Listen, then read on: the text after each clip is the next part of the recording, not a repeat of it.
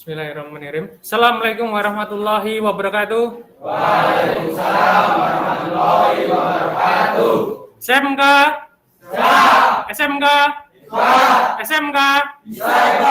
Oke, terima kasih, semangatnya bagus.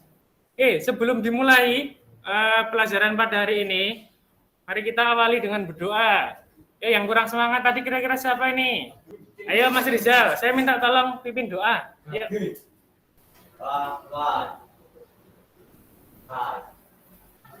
Oke. Terima kasih Mas Rizal sudah memimpin doa. Semoga agenda atau aktivitas hari ini kita bermanfaat dan barokah. Jangan lupa bersyukur, ya.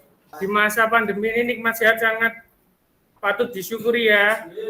Jangan lupa selalu disyukuri supaya nikmat kita itu selalu bertambah nanti insya Allah ya. Amin. Untuk kehadirannya ini sudah mengisi presensi semua ya. Untuk minggu lalu kita sudah belajar tentang firewall kan? Ya. Masih ingat toh firewall? Fungsinya apa yuk? Melindungi data dari serangan hacker. Yang selanjutnya? Mampu memblokir konten yang tidak diinginkan. Kemudian apa lagi? Untuk memonitoring bandwidth. Ya lihat di depan ini, network administrator ya. Itu ngapa itu? Network administrator berarti apa? Admin sebuah jaringan. Admin sebuah jaringan ini kira-kira tugasnya apa ini? Mengendalikan jaringan internet. Selanjutnya,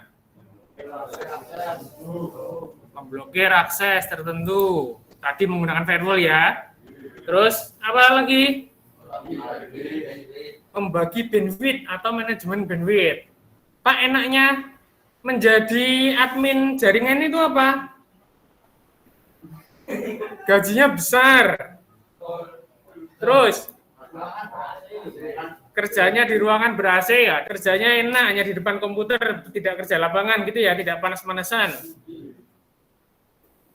Selain enaknya menjadi network administrator, itu tentunya juga ada kewajiban yang atau tugas yang dikerjakan ya, tidak hanya enak-enaknya saja. Kewajibannya kira-kira apa tadi?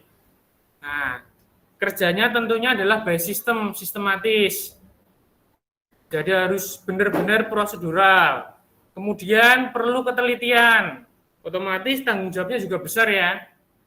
Untuk pertemuan hari ini, kita akan belajar salah satu tugas seorang network administrator, yaitu adalah manajemen bandwidth.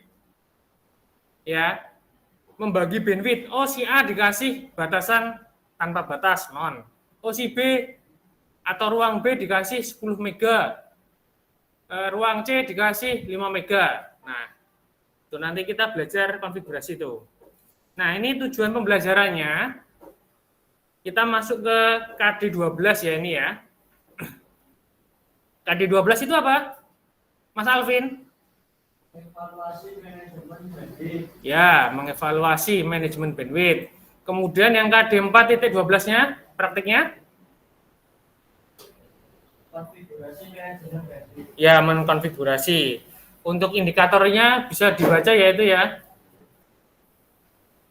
Indikatornya yang pertama untuk KD3.12.1 itu mendiagnosis konsep manajemen bandwidth. Kemudian 12.2-nya mengevaluasi konfigurasi manajemen bandwidth. Untuk KD4.2.1 itu yang pertama nanti membangun konfigurasi manajemen bandwidth. Kemudian selanjutnya adalah melaksanakan pengujian. Setelah nanti mengkonfigurasi, tentunya hasil konfigurasi kita harus diuji. Ya kan? Diuji jadi atau enggak konfigurasinya, benar atau tidak. Untuk materi pembelajarannya, ini ya, bisa dilihat nanti kita belajar apa saja. Kemarin yang saya share di grup, ada yang namanya belajar kan? Sudah dibaca belum? Sudah, yang keras Mas kalau jawab. Pada saat belajar manajemen bandwidth, nanti yang pertama itu adalah pengertian bandwidth dan throughput. Kemudian selanjutnya ada fungsi bandwidth. Fungsi bandwidth itu apa saja? Kemudian ada jenis-jenis bandwidth. Di sini ada bandwidth analog dan bandwidth digital. Kemudian analisis kebutuhan bandwidth. Untuk menganalisa kebutuhan bandwidth ya. Ada nanti bandwidth upload dan bandwidth download. Terakhir itu ada teknik manajemen bandwidth. Untuk referensi sumber belajar, di sini untuk bukunya ada buku paket ya, dari Bumi Aksara dan Andi Offset. Untuk bahan ajarnya yang saya share kemarin di grup. Kemudian untuk sumber belajar internet, ini tentunya sumber belajar yang sangat up to date. Saya mengambil contoh dari Citra Web. Banyak istilahnya tutorial konfigurasi mikrotik, baik dalam bentuk video maupun bentuk artikel. Oke, selanjutnya untuk penilaian nanti tentunya ada 3 yang kami nilai. Dari sikap, ya, jangan colok-metan ketika pelajaran. Itu nanti masuk ke aspek sikap. Ketika diskusi berkelompok, harus sama-sama bekerja, jangan mengandalkan temannya, jangan numpang nama. Oke, dari sisi pengetahuan nanti ada pretest sama posttest. Untuk keterampilan tentunya dari hasil praktikum ya, nanti memakai LKPD. File LKPD juga sudah saya share di grup. Nah, selanjutnya ini ada pretest. Silahkan dikerjakan dalam waktu 10 menit.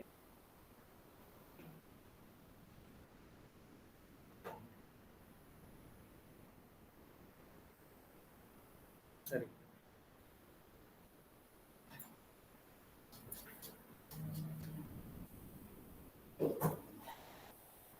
Sudah ya? Ada yang belum angkat tangan?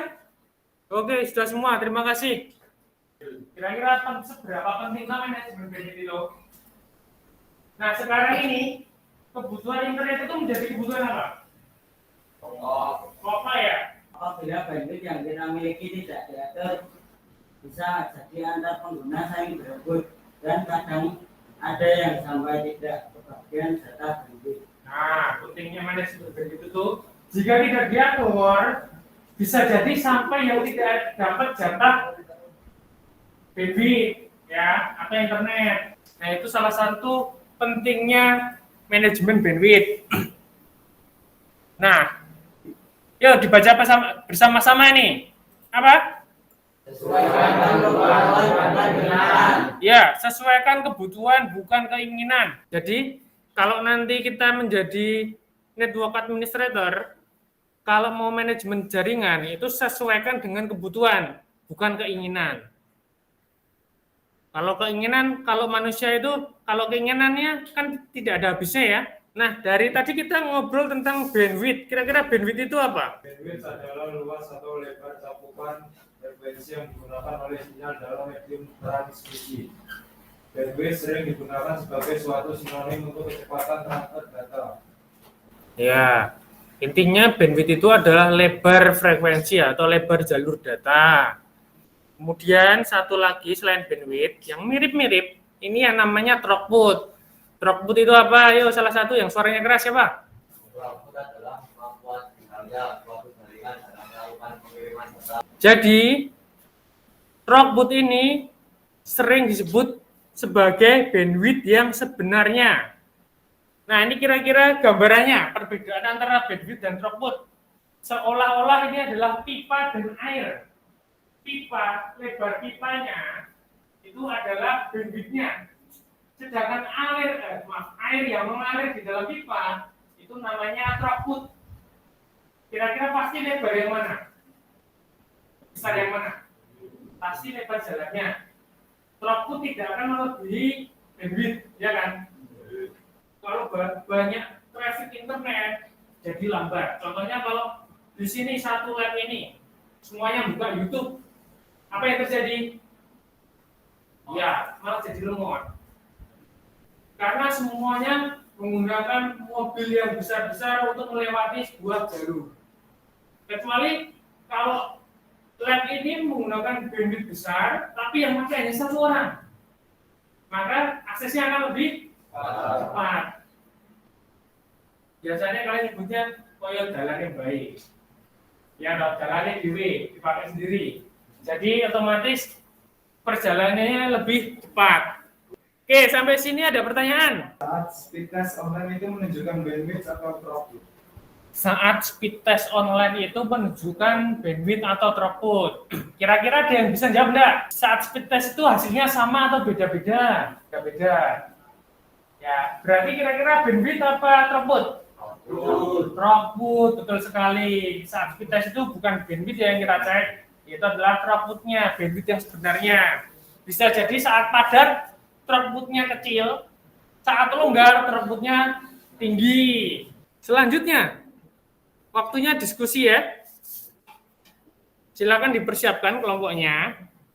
Ketentuannya ini ya. Di sini langsung kelompok 1, kelompok 2, kelompok 3, kelompok 4. Nah, siapkan alat dan bahannya. Mikrotiknya sudah? Ready? Winbox-nya sudah?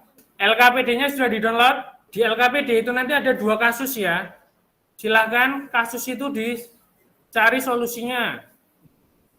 Selain diskusi, ini ada tugas praktikum. Juga sudah ada di LKPD tutorialnya.